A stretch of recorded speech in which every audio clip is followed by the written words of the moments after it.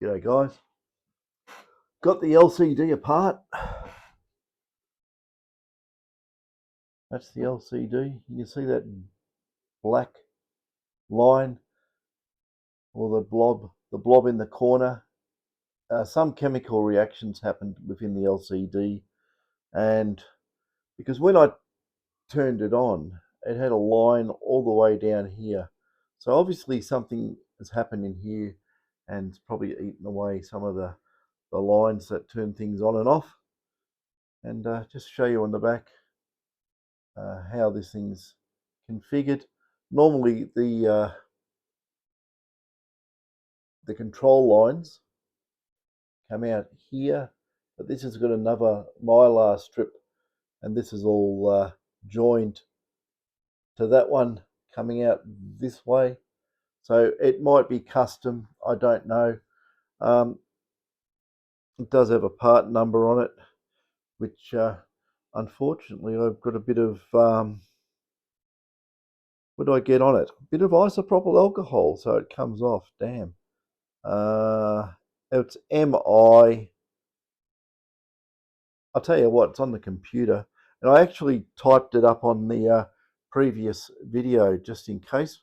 But I'll just get it. I'll just get the number off the computer. I was looking at the displays. I found a whole heap of them with that actual number. Yeah, 3.5 TFT display. Let's go back here. Its number is MI0350BT-5. So that's its actual number. And it comes up, the main hit on it is AG Displays, agdisplays.com, MI0350BT-5. So that's that. It does have another number. I think it's a serial number, W482014. So maybe it's 4 for the 8th of 2014. Who knows? But anyway, it's in a little black holder. It's held on with double-sided tacky tape. You can, if you really wanted to, get some isopropyl alcohol in here and remove it. If this module is available, you could just find out off that part number if it's got the same configuration as how that is there, and you might be able to get one. I thought about getting into the display, and no, not this one. I don't think I'll be able to do it. I think it would just have a big rush of air. I'm going to try and heat it up, but I think it's been chemically attacked. It may have been something in the manufacturing process, or it might have got air in it. It's very strange though that if air has got into it, it's oxidized some of the conductive parts of the etching, and it just doesn't display anything around this area here. It just puts out. Normally this would light up and that bit there would be stuffed, but this whole thing has gone pear-shaped. So that's the display. I will have a look around, see if I can find one. I don't know. I don't really want to buy one as a genuine replacement part because I know it will be very expensive. Similar ones to this display here, I can see them. They're on made in China, and that they're about $15 each for that.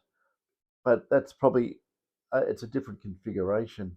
It probably won't have the same connections and so forth. But basically, yeah, out of China, price $15.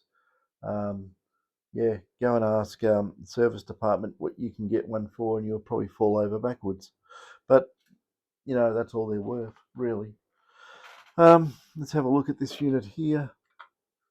I haven't pulled it out. I got a big surprise. It's not on this side, but I hate it when things do that. hang on a second. Things stick to it. If you can see in there, I don't know if you can, there remains with spider webs. Well, when yeah, I pulled it out, and a dirty big black spider come out of it. Rotten thing, and scared the. I was working on my lap, and a big black spider came out of this, and yeah, it went to God. I'll tell you that very, very quickly. Scared the hell out of me, bloody thing. As soon as I separated it, out comes this big black spider. But yeah, this is the bit you got to separate. Hold the display. I'll just show you some of the things. There's pitfalls in here for new players if you want to pull it apart. Yeah, go and fall down there. That's the board there.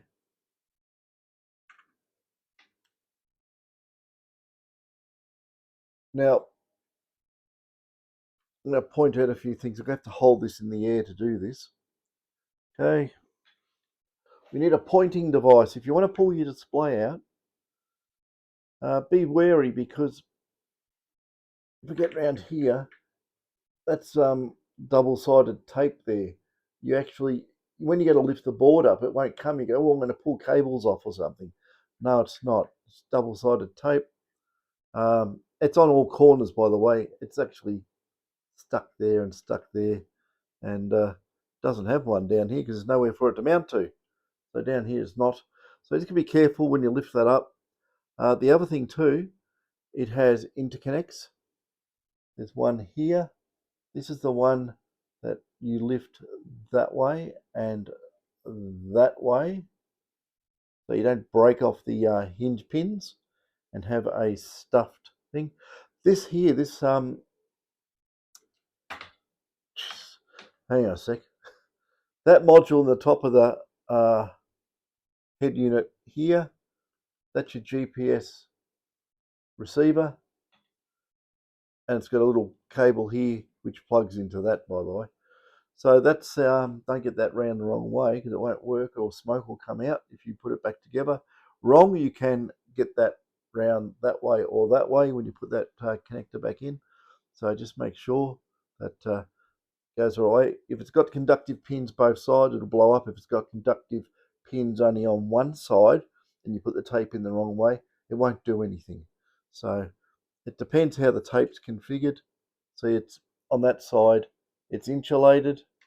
That side, we get around there, that's conductive metal. So if you put it around the wrong way, the GPS won't work, smoke won't come out. So you'll be lucky on that thing. That's these things you just got to know. You want to pull the GPS module out for any reason. I don't know why you would want to, but yeah, wad. That's right. There's big wads of hot melt glue holding this thing in. There and there. Don't know if you can actually see it, but the whole thing held in with hot melt glue. Nothing wrong with hot melt glue. Bit of isopropyl and get it under it. It'll just unstick, come off, no problem. So some sort of plasticky glue holding that in. The main thing here is when you pull it apart. I should have pulled that cable off. It's dangling, but anyway. This connector here, this is what everyone breaks, and you don't want to break this because it won't display properly anymore if you do break that. These, I'm going to show you the action on this. I'll do it like, pretty hard to do, but we'll do it. It opens upwards. See that? Be careful with these. Normally the cable is in here, like so, and that's pushed down. Don't push it down in the middle. Don't push it down on just one end. You need to push these down like this, or put something flat on it, like a piece of flat something, I don't know, something the width of what this is. I'm thinking of it like a piece of a wooden ruler, or something like that, that is cut off and about the same, and then push it down so you have even force over this plastic, brown or black hinge. A lot of them are brown in computers, but be very careful of that. And that is for that to go in. You see those connections there? So that holds that in place. Normally this is in front of the board in there, and it goes in here, and just push it in so it doesn't go any further, and then push that over. Be careful, because the little tiny plastic hinges on here break really easy, and you just got to feel it. Don't go bang, snap, just pressure, click, and it will be right. But yeah, I've broken these myself on equipment in the past, and it's really painful. You try everything you can, say, oh, I'll wedge it, I'll jam it. No, it doesn't work that way. And you don't want to replace one of these, because it is an absolute nightmare. That's probably got 100 very tiny little pins on it onto the board, and how it's done on that, I don't know. I can't even see where the pins go. It's probably underneath it, and there's metal can and stuff there with obviously display driver and bits like that inside there. Yeah, that's probably shielding. Maybe it puts out a lot of spurious EMI, and they don't want that getting into the detector coil if it's at a decent enough signal level to cause interference. So that's that. That's why it's got that on there, I'd say. What else about it? There's nothing else. Now, here's the interesting thing. I didn't find any water damage in here. So the seal, it is sealed. If I get in here, I'll put this back and can go up there. If you look in here, it's got that red seal going around it. So obviously it is, there was no other points of ingress, is there? I'd say it's meant to be waterproof to a degree, water resistant or something. By the way, when you pull it out, you can see this connector here. Be careful, because if you get to lift it up, you'll rip this thing out of where it goes. So, and that for all your buttons. So you won't be able to, if you rip that, you got no functionality. So be careful. I noticed that when I first lifted, I said, oh, hang on, it's got one of those Mylar interconnects there. So that's that one where you pop them out that way, basically in line with the connector. So don't wreck that. So that's your switches and how it interfaces. But yeah, all that water. Someone said, I looked at the last video, some comments on it. Someone said he must have left a can of beer on top of it or something and spilt. I don't know. So you're saying that the covers are really good, by the way. So obviously they do a job. Somehow, yeah, it did get a bit wet in there. I'm a bit interested on the construction technique.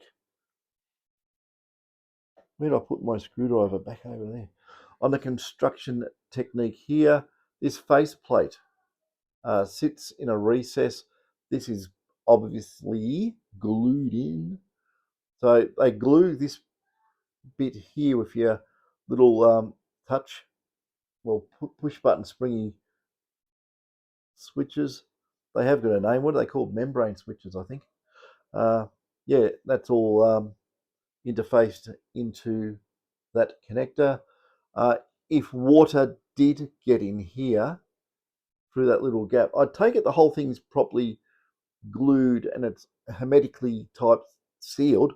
But if water got in here, how you'd find that is you'd start losing button function. You'd push something and it wouldn't do anything, but other buttons would work.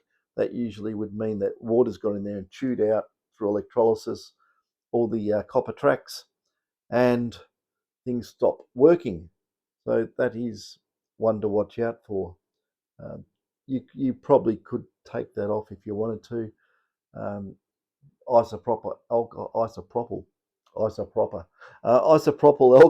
IPA will probably do your job, and I suppose it is proper because all these glue stuff, lacks adherence when you put isopropyl on it. So maybe that's if you ever wanted to get in there. I don't know why you would, only if you had switch failure, and you could probably touch it up with some silver or carbon type conductive paint and join it. I've done that before. So it can be done. It's got to be careful, layer it up properly, and then reseal it, make sure it's completely dry, and you get your switches functioning again. So rather than buy a whole new one, if you're very careful, you probably can get it apart. I don't need to, I'm not going to. So that goes over there. We're still just left with this module, and it's, yep, little pooey mark there, which is actually in the conductive layers of the display. So we could put it down to, someone said in the previous comments, I think it was Chet, he said that a lot of these detectors, his friends' detectors and his own, all started having lines down the display, and their detectors were under warranty. Minelab replaced them, but this detector is not under warranty. So yeah, you're at the mercy of talking to the company about getting a new display, which they will probably want to fit. They won't let you do it because then they'll say there's no warranty on it because they don't know your capabilities and skill level, which I can understand that. I absolutely can. So it'd probably cost you a small fortune if you wanted that replaced. And on this one here, it's only got a couple of lines down here. You can see the display on those lines. It doesn't blot any numbers out or anything. It's just takes out some of the picture work, some of the artwork in the display, and you can just use it and get away with it. Unless these are very cheap, and it's not that difficult to pull apart and put in. You just got to be careful. Don't put any pressure on anything when you pull these apart. Don't yank it. Don't do anything like that. It will fail. You'll rip things. You'll bust things off. You'll pull things out. You don't want to do that. I believe me, you don't want to do that. It's just too difficult to repair. So yeah, just be gentle. Very gentle with everything. Electronics or anything to do with those mylars, very fine. Have a good look at that. How many little connectors are on it? I don't know if you can actually see. Probably isn't enough resolution. Yeah, no. I'm using the do that. No. Okay. It's all just, yeah, well there's probably 50 or 60 or so little tiny gold fingers there. Any of those break, you'll start losing parts of your display. So you don't want that to happen. The other thing too, when you pull these apart, go be careful. Don't allow dust and bits and pieces to get on here and stick onto it or in the connector, because when you put it back together, it'll insulate the tabs from the connective little fingers, and it won't conduct any electricity, and your display won't work or parts of it won't work. So what I usually do before I put these back together, isopropyl, hold it down so it doesn't drip in everything, and just like that across the fingers. Just, it will take any dirt, dust, and any horrible nasties straight off. You can flick it, speed it up, but it dries pretty quick. Make sure it is dry before you stick it back together too. Don't put it back together wet. Not a good idea, just in case there's any interaction between and this alcohol based fluid or isopropyl alcohol and metalwork. It possibly could do a reaction for electrolysis. I don't know. I've never tried it. I've never researched it. Don't know. Why take the risk? Just make sure she's dry before you put it all back together. Anyway, that's the head unit on this. We've still got to fix the main board, but I thought this was one to get in and have a look at first. I haven't tried doing the heat treatment on this. I have to, if I was going to try the heat treatment, I've got to pop this out of the plastic holder. Otherwise, it will probably more than likely warp and never go back in properly. The other thing too, I don't really know much about these TFT type. Well, is it a TFT screen? No, it's not. It's a, what do they call it? It's got a particular name. I'm not really up with all the new screens, but these are good. You can see them in daylight anyway. Do they TCC or something? I can't remember. No big deal. But yeah, I could try to giving it a heat treatment and pressure, get a bit of pressure pushing upwards. Let's just see if air has got in here and we can get the. See, I don't even really know how these are made. I haven't done this since 1980 something, 83. So a long time ago, I was making LCD displays, but nowadays they're completely different. Far more, you know, fine pitch and yeah. But yeah, that just reminds me. Just looking at that, it does look like the fluid has something's happened in that space there, and it's non-existent. But I'll try it anyway. But this was just to say how to pull these apart. All the screws on the Minelab 7000 are all the same size for the case, except for two. And the two that are different, so you don't worry about muddling up your screws and putting a longer screw through the circuit board or something, which happens on some appliances if you don't get it right. But the only two, which are not on there, they're on here. Well, they go on here, go through here. The only two that are different are these ones there and there. They're shorter, smaller and shorter. So just be wary of that. The rest of them are all the same. There's no difference. From the main detector body to the head unit, the screws all seem the same, which is very, very sensible if you've got a whole team of people screwing them together. Because there we go, that's stuck there again. Yeah, this has a, I noticed, this black flap, sticky thing, which keeps sticking to everything, goes on the back of this. Now, as far as I can tell, I took it off just in case it had a screw under it, because I don't know. But you can see there, that's where it lives. It's got tacky glue on, so you just push it back on. It's no big deal. But I had a look through there, and it's got a little white thing there, and I went, "Oh, what's that?" And it's got an air channel into. If I can drop that out, it's got an air channel in here, and it's got a couple of screws.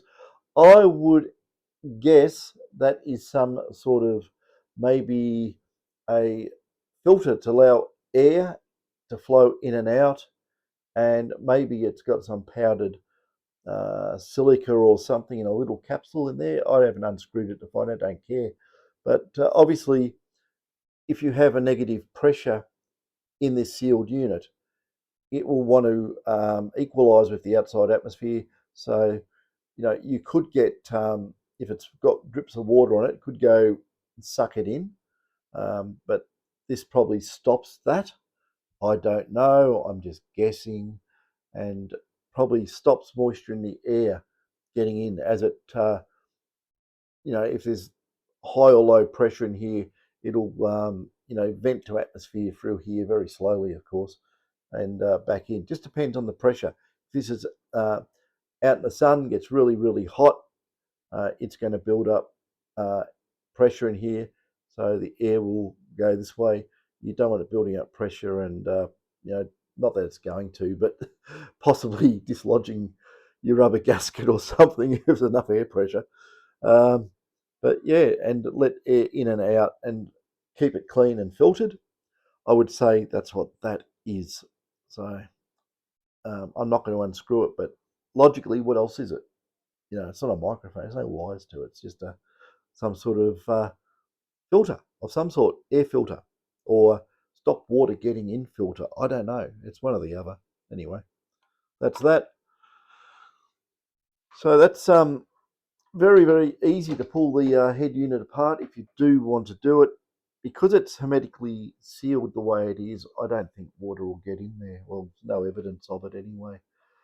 So the manufacturer of these, whoever you are, because there's been cases of this happening, and people who own these detectors are now indicating that it's happened on more than one occasion. Yeah, I think something needs to be looked at with the way these are made. Uh, you could do that by banging it, I suppose, and busting the seal around here. That's what I was saying about where they're sealed between the two plates of glass. If that does break, fracture, or whatever, you will get that sort of effect, and you won't be able to get any active display in that area because it's all full of air. And that's what I think that is. I think it's air. It looks exactly the same as LCDs I used to do years and years and years ago. And yeah, and some of them I've fixed recently too. So we'll have to, I'll see if I can fix it. I don't really want to pull it out of the plastic. It's all glued, this metal part here, it's all glued onto the plastic. So, and then you've also got this big mylar stuck here. You don't want that sticking to the plastic. You pull the plastic and it bloody pulls it out from within inside the two glass plates. That would be a disaster as well. So you've got to be careful. Slow, gentle, careful, and I'd be very observant. So I don't know if it goes in. I don't think it does. I think we've only got the side one here, which wraps around and then connects up on here. So this one on top, this bit here, possibly. I'm just having a look at the see if it's got fingers on the one underneath. It has. It's got fingers. So I'd say that this is a normal display, and this is the mylar would normally come out like this, and this one's been added to bring it out here, and it's also got some small components on there, surface mount components, if you can see them there. And on this extension mylar, it's got a number. Oh, okay, very interesting. So it's I'll put my glass on because I don't want to say an F is a P and a P is an F or something like that. What was that? Something fell on the floor? That's only a screwdriver.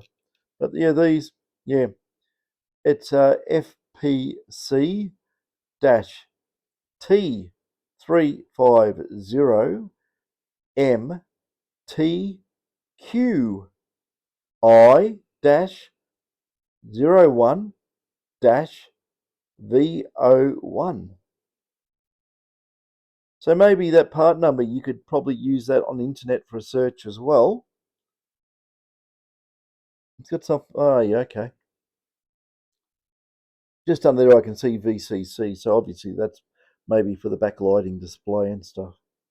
But you might be able to find that. I just had a look, I'm just looking very carefully on this.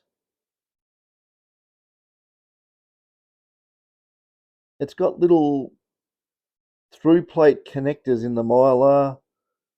Oh, I don't know if it's actually coming out that way and then getting diverted that way or what's going on. But the fingers going down there. Or maybe they're just fingers to put the surface mount components on. Yeah. Anyway, it might be its own thing. It might be made that way. If anyone out there wants to see if they can find this, please let us know.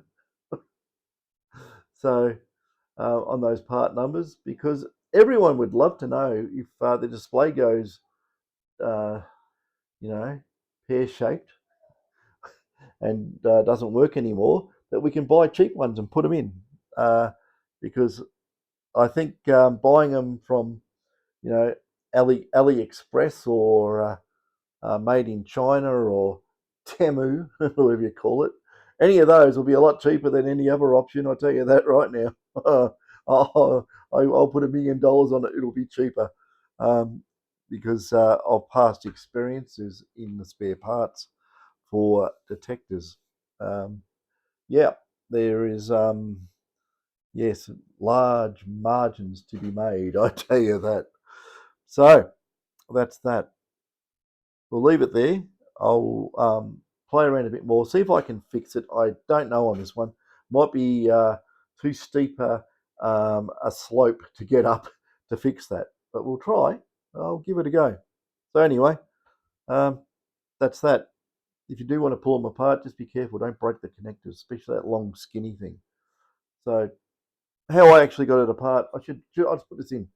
I used a little bit of card like this, and I actually put it on top of the mylar and just wiggled it in and pulled it all up at the one time.